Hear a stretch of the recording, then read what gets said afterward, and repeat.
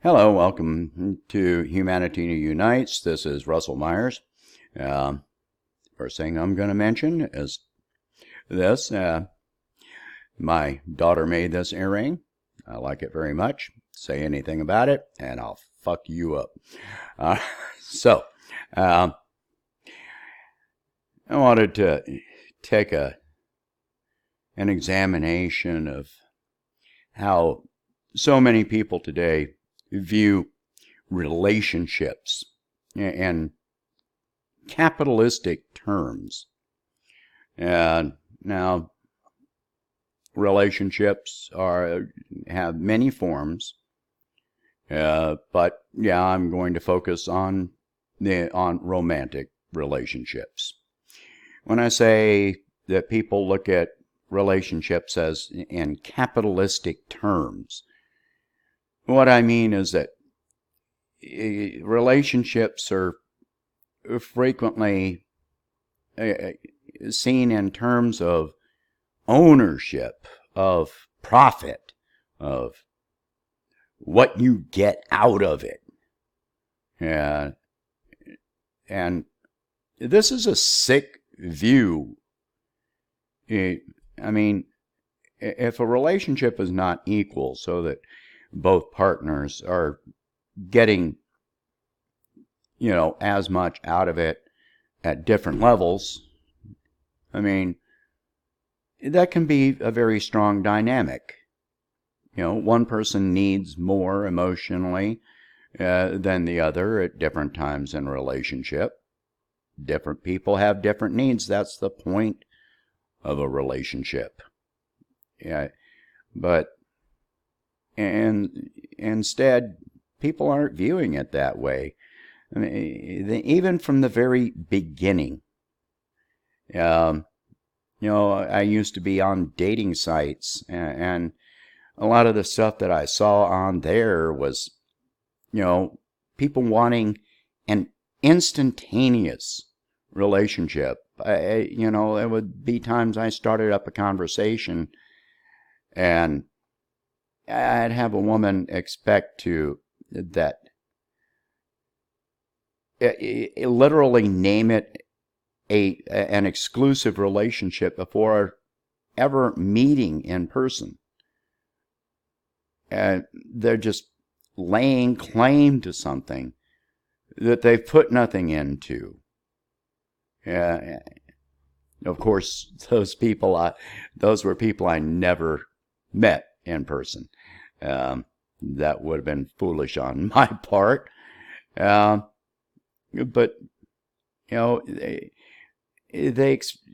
people see relationships like you're not supposed to even have. I've been in relationships where I was expected to not even have friends outside of the relationship.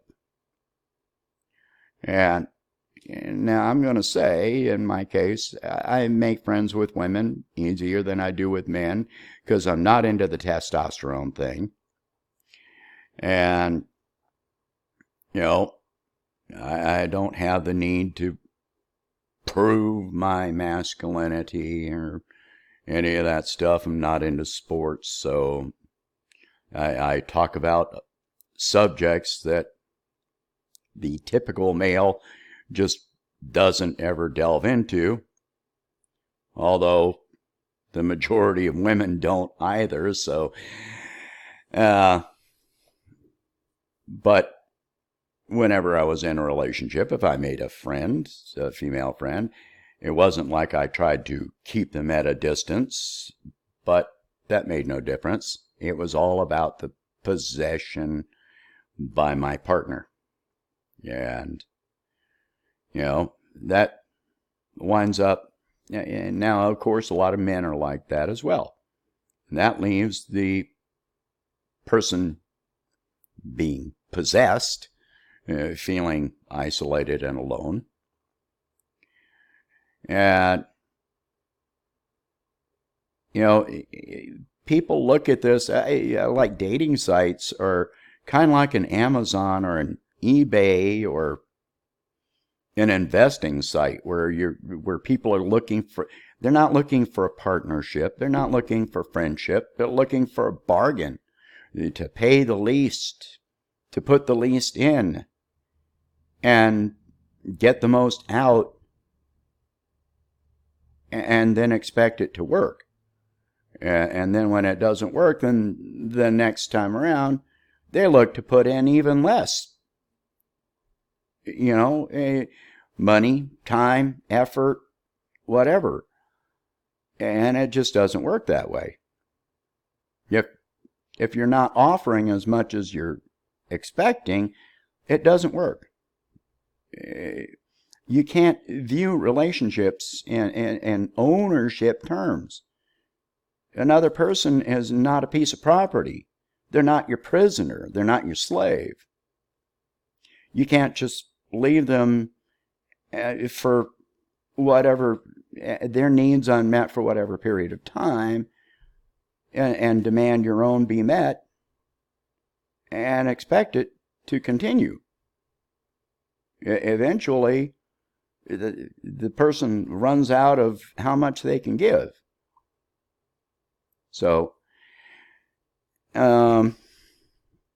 this is a truly sick idea.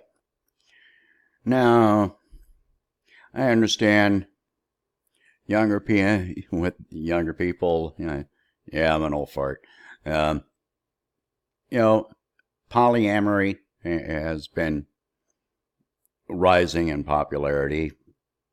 It's not my thing, but then again, I've been a person that preferred monogamy my whole life. Not that it has served me well, so I actually understand it. If you have,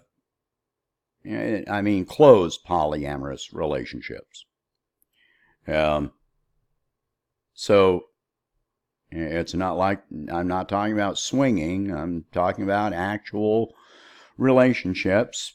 Well, that kind of works out with different people. If one person in the relationship can't meet each other's needs at the time, then there's someone else there. And this is not a new thing. Look back through history, and this is not new.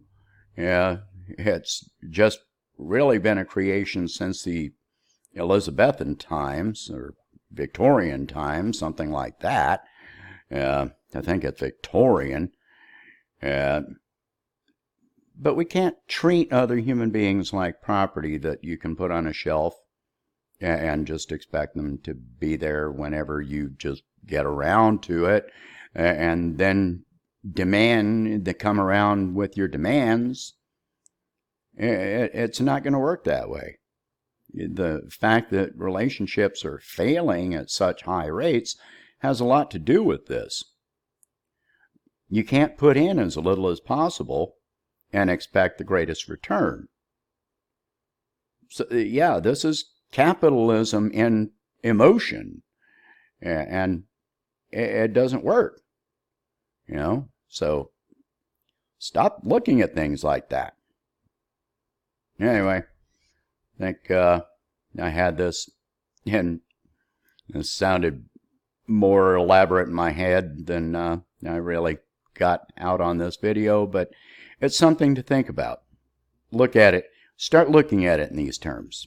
Is this what you're doing? And if so, if it's not working, ask yourself why. If you think it is if you're doing this and you think it is working, why don't you ask your partner if it's working for them? Chances are it's not. This has a lot to do with depression being so rampant in this country too. So you got to share. All right? Share the load. Share the profits. It's the same thing. Relationships are a microcosm of socialism. It's you're there for each other. So, anyway, that's all I got to say. Have a good day.